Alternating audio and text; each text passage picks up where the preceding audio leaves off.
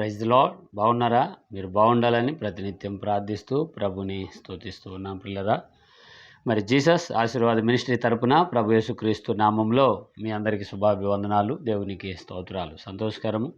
ఈ పూట దేవుని వాగ్దానం మాటతో మీ ముందుకు రావటం జరిగిందండి. ఏమిటి ఈ దినం దేవుని మాట అని దేవుని పరిశుద్ధ గ్రంథంలో మనం చూస్తే చూడండి, యెషయా గ్రంథము 51వ అధ్యాయము 11వ వాక్యాన్ని చదువుతున్నాను. అక్కడ ఇలా రాయబడింది పిల్లరా. యెహోవా విమోచించిన వారు సంతోష నాదాలతో సియోనుకు తిరిగి వచ్చెదరు. నిత్య సంతోషము వారి తలల మీద ఉండెను. వారు సంతోష ఆనందము గలవారగుదురు. దుఃఖము నిట్టూర్పులను తొలగిపోవును. దేవునికి స్తోత్రం. యెహోవా విమోచించిన వారు, ప్రభు యేసుక్రీస్తు వారు విమోచించిన ఆ కుటుంబం, లేదంటే ఆ రక్తము చేత అనగా యేసయ్య రక్తం చేత కడగబడిన ఆ హృదయం, ఆ మనస్సాక్షులు ఎలా ఉంటాయంటే ఆనందంతో నిండి ఉంటారంట. స్తోత్రం.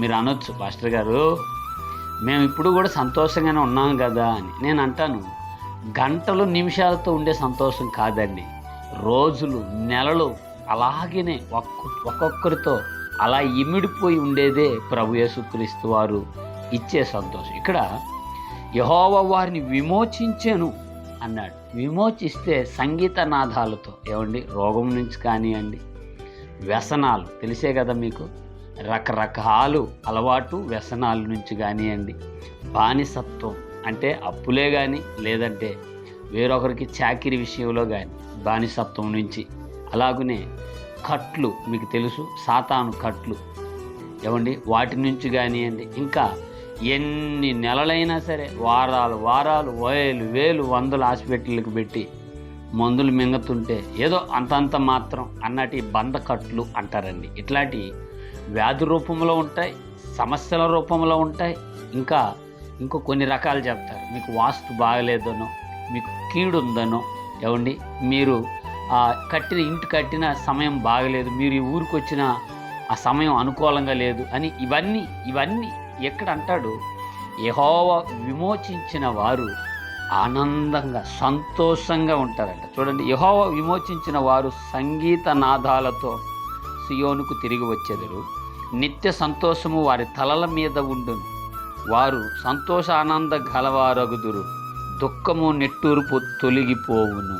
ఏమండి, బహుశా వీళ్ళు చెదిరిపోయిన ఇశ్రాయేలీలు కావచ్చు కానీ ఇప్పుడు ఈ మాట మాట్లాడుతున్నాడు అంటే హృదయంలో సమాధానం సంతోషం లేని, ఇతరులకు బయటపడకుండా పైకి నవ్వుతూ లోపట కృంగిపోతూ ఇంట్లో రాత్రంతా పడుకొని ఉంటారు కానీ నిద్ర పట్టని స్థితిగతులు ఒకవేళ ఎవరన్నా ఉంటే, ఈ మాటలు వింటూ ఉంటే దేవుడు మాట్లాడుతున్న మాట, నీ తల మీదకి సంతోషం రావడానికి యేసుక్రీస్తు వారి వైపుకు నువ్వు తిరిగితే ప్రభు నీ వైపుకు తిరిగి నీ తల మీద నిత్యము సంతోషము సమాధానం ఉండింపచేస్తాడంట. ఆమేన్.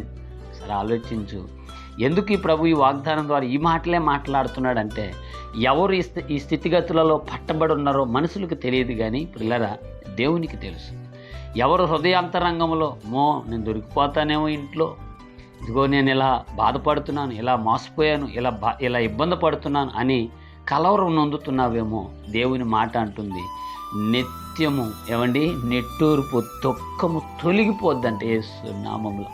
యేసయ్య పక్షంగా నిలబడిన నీకు, ఏమండి, విరోధి ఎవడు అన్నారు పౌలు గారు. ఏమండి, దేవునితో ఉన్న నీకు, వాక్యం వినే నీకు విరోధి ఎవరు?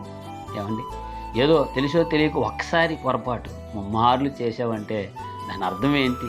సమాధానం సంతోషాన్ని చేతులార నువ్వే దూరం చేసుకున్నట్లు కాదు.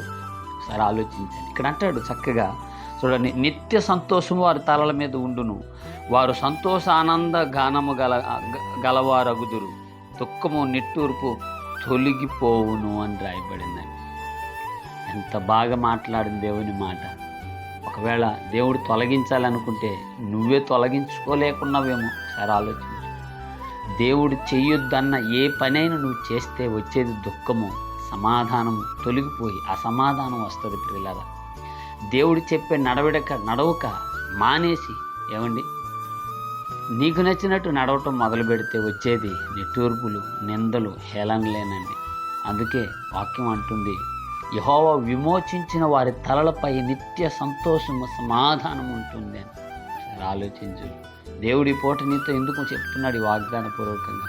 ఏమండి, ఎన్నాళ్ళు విడుదల చేయి ప్రభువా, నన్ను రక్షించు ప్రభువా, నాకు మేలు దయచేయ్యా అని దేవునితో ముమ్మార్లు ప్రార్థన చేసేవేమో బహుశా నీవు. అందుకే ఈ మాటలు ప్రస్తాపిస్తున్నాడు ఈ వాగ్దానం ద్వారా. మరి దూరాన సమీపాన ఈ వాగ్దాన మాటలు వీక్షిస్తున్న ప్రియ సహోదరి సహోదరులారా, మీ తలల మీద నిత్య సంతోషం ఉండును గాక అని నేను ఆశపడుతున్నాను. సరే ఆలోచించు. ఆవేదన, దుఃఖం, సమస్య, ఇరుకు, ఇబ్బందులు, కరువులు, నిందలు నీకుంటే యేసు నామములో దేవుడు తొలగించాలని ఆశపడుతున్నాను. దేవుని వాక్యం మాట్లాడుతుంది కదా, చూడండి. యెహోవా విమోచించువారు సంగీత నాదాలతో సియోనుకు తిరిగి వచ్చెదరు. నిత్య సంతోషం వారి తలల మీద ఉండును.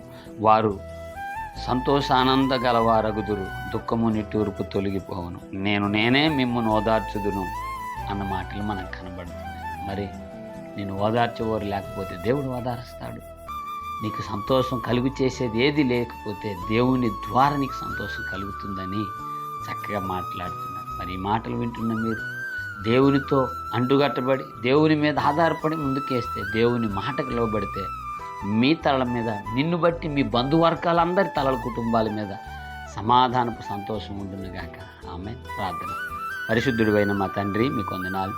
ఈ వాగ్దానం వీక్షిస్తున్న దూరాన సమీపాన్ని నీ ప్రియ పిల్లలను దర్శించి, దుఃఖంలో ఉన్నవారికి తొలగించి సమాధానంలో ఉన్నవారికి ఆనందాన్ని యేసు నామములో మీరు ప్రసాదించి మీ నామను మహిమ తెచ్చుకున్నామని పరిశుద్ధుడైన యేసు నామములో ప్రార్థన చేయుచున్నాను తండ్రి.